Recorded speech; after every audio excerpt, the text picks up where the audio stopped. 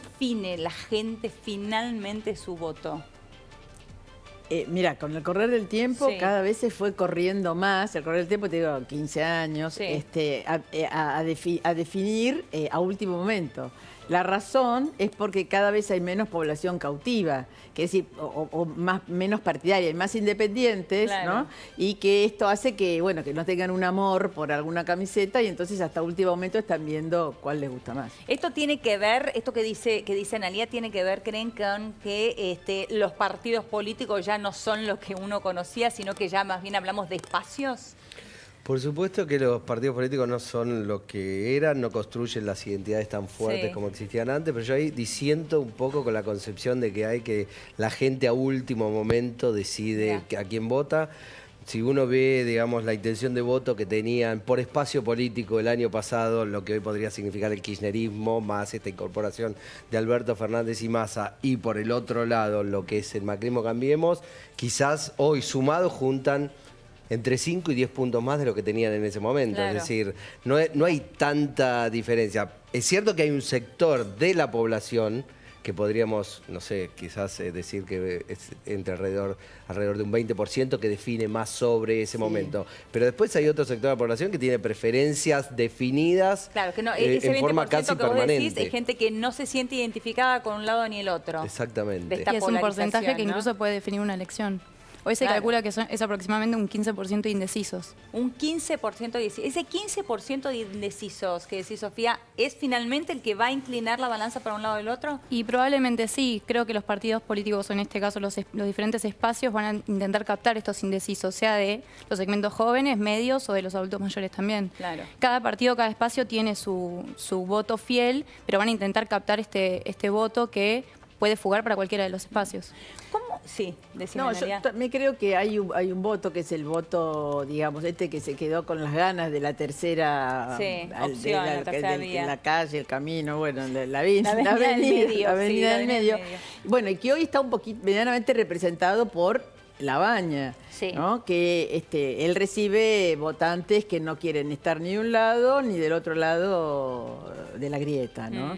Y entonces me parece que son hoy también una especie de atracción tanto para el oficialismo como para la oposición. Yo creo que ellos podrían definir, digamos, sus electores, si llegaran a ser captados por un lado o por el otro, en el caso digamos, si se llegan a ir en mayor medida a Frente para Todos, lo ayuda a definir rápidamente Claro. y quizás hasta poder ganar en octubre. En primera Quizás. vuelta, decís. Sí, en primera vuelta.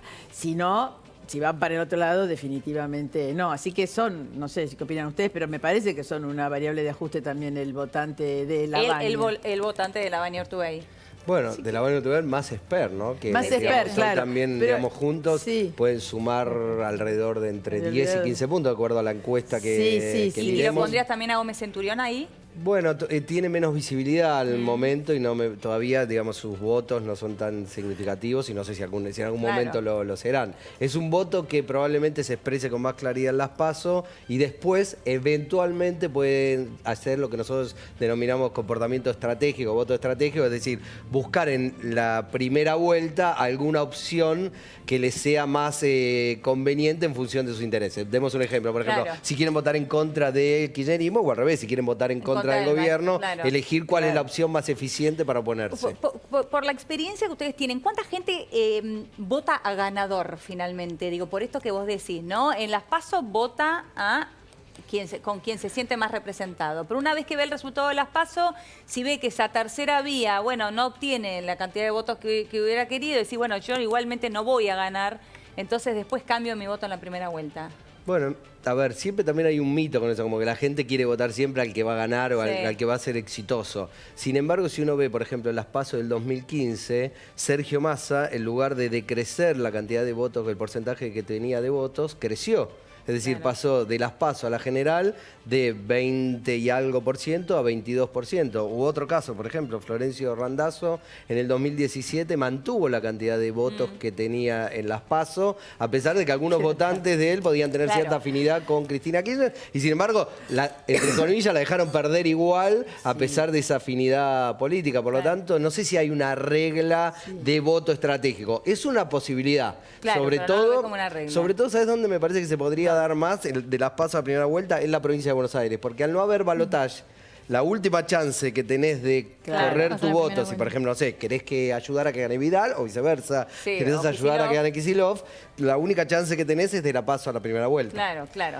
Pero hay también un caso inverso, porque también depende de las expectativas que genera el candidato y quién es el candidato, porque Duhalde, por ejemplo, creo que fue en el 2015, que se presentó, y que era la expectativa, todo el mundo decía, no, va a sacar, sacó 11 en las PASO.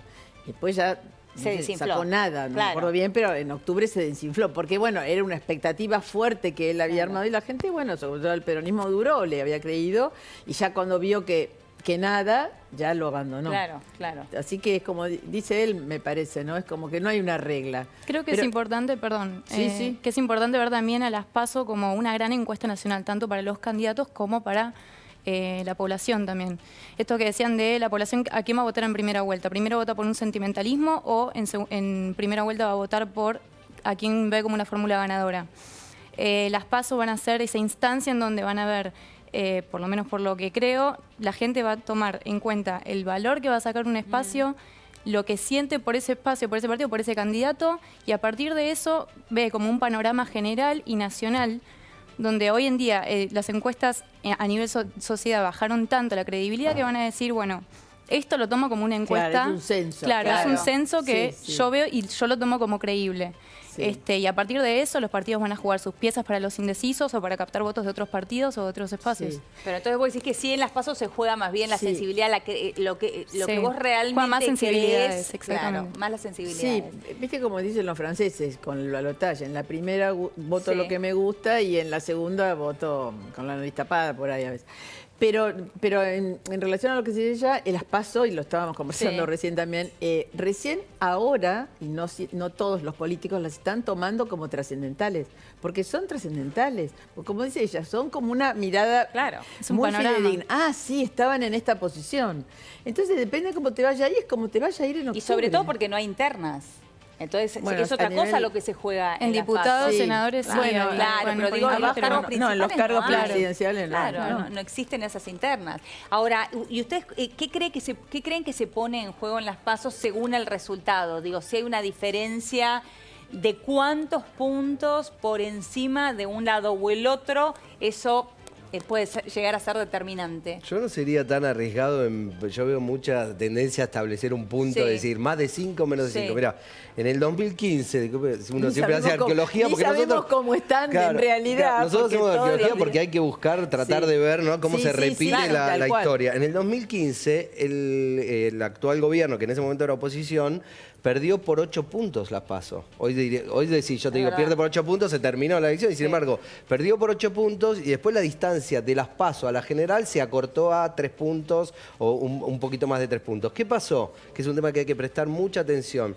Se incorporó un número muy importante de votantes de las PASO a la elección general, que fue de más de 2 millones de votantes, de los cuales alrededor de 1.800.000 votaron por Cambiemos. Es decir, la fuerza que en ese momento estaba en la oposición, que ahora está en el gobierno, tuvo la capacidad, por determinadas circunstancias, de movilizar a un sector importante de la población que se acerque a votar en una elección general que no lo había hecho en las PASO. O sea, era gente que no había ido a votar. Era gente que no había ido a votar, exactamente, por distintas razones. O quizás ser un efecto de decir, vuelve, digamos, gente quizá no politizada o escéptica o jóvenes que no participan y de repente dicen, no, le lleva 8 puntos el Frente para la Victoria y se asustan y bueno, y van y ingresa votan. y o juega. directamente saben que no van a las PASO porque no se juega nada ahí, en definitiva. Y también puede ser por eso, las razones pueden ser diversas. Claro. Pero digo, es un fenómeno al que hay que prestar atención y por eso yo no me animo a arriesgar cuál es el número de diferencia entre el primero y segundo que termina siendo determinante. Yo creo que ahí hay una combinación. Por un lado, la diferencia entre primero y segundo y por otro lado, el resultado en provincia de Buenos Aires. Es decir, si hay una diferencia entre primero y segundo a favor de la fórmula de Fernández, que es lo que se ve hoy, una distancia a favor de esa fórmula, el gobierno necesita también construir una épica para movilizar a los votantes que no lo acompañaron, ya sea porque no votaron o porque votaron otras fuerzas, para que lo acompañen en la general y eventualmente en el balotaje. Ahí me parece que un componente importante es la posibilidad de que gane el kirchnerismo para algunos votantes que no quieren eso y digamos, la posibilidad de construir un triunfo de María Eugenia Vidal para algunos votantes que de alguna manera sienten un vínculo con ella y por ahí más distancia con la candidatura ahí sería presidencial. necesario nuevamente ese corte famoso de boleta que hubo, ¿no? en la elección pasada. ¿Ustedes se imaginarían un escenario Macri-Kicillof? Es decir, Macri ganando la presidencia, Kicillof ganando la gobernación. Nos queda muy poquito